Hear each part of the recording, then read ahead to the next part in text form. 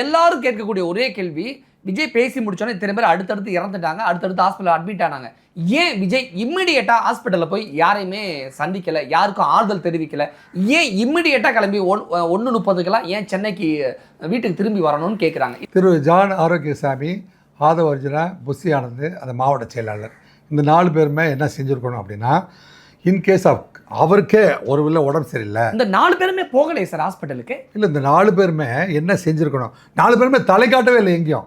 S, Talakadu ஆளுங்கட்சி வந்து take over பண்ணாங்க. அங்க காணாம போயிட்டாங்க. ஆளுங்கட்சி வந்து டேக் ஓவர் பண்ணதுக்கு அப்புறம் இவங்க வந்து ஆளே இல்லாமல் போனால் இப்படி ஒரு டீம் வந்து விஜய் வச்சிருப்பது வருத்தத்துக்குரியது தான்.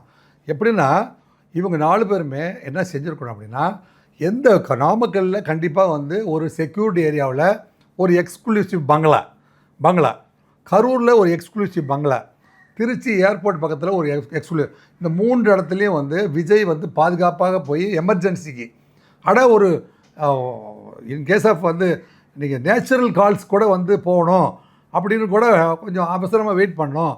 இல்லை அங்கே வந்து மழை பெய்யுது, மேடத்தில் ஏற முடியாதுன்னா 1 hour நீங்கள் வெயிட் பண்ணிட்டு போகிறதுக்கு உங்களுக்கு ப்ரைவேட்டு ஸ்டே பிளேஸ் வந்து நீங்கள் ஏற்பாடு பண்ணி தான் இருக்கணும்.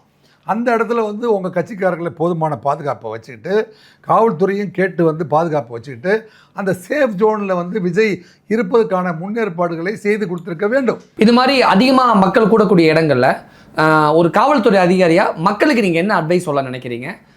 தமிழக வெற்றிக் கழகத்தோட தலைவர் விஜய்க்கு நீங்கள் சொல்ல நினைக்கக்கூடிய அட்வைஸ் என்ன?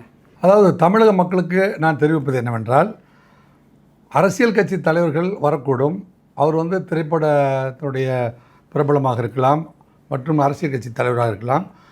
குழந்தைகளையும் சிறுவர்களையும் வந்து கூட்டத்தில் பெண்கள் வந்து வீக்காக இருக்கிற பெண்கள், ப்ரெக்னெண்ட்டாக இருக்கிற பெண்கள் போன்றவர்கள்லாம் வந்து அதிபயங்கரமான கூட்டத்துக்கு உள்ளே நுழைய வேண்டாம். தூரத்திலிருந்து பார்க்கறதுக்கு முயற்சி பண்ணுங்கள். அப்படி பார்க்க முடியலன்னா அதை விட்டுருங்க.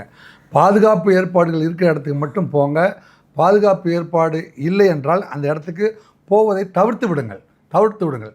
உயிருங்கிறது வந்து விலை மதிக்க முடியாதது, மீண்டும் திரும்ப பெற இயலாத ஒன்று உயிர்.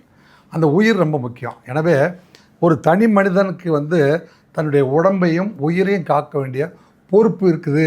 அப்படிங்கிறனால நீங்கள் வந்து உங்களுடைய உயிருக்கும் உடம்புக்கும் எந்த விதமான கேடு விளைவிக்காத அளவுக்கு தான் உங்கள் பயணம் அமையணும்.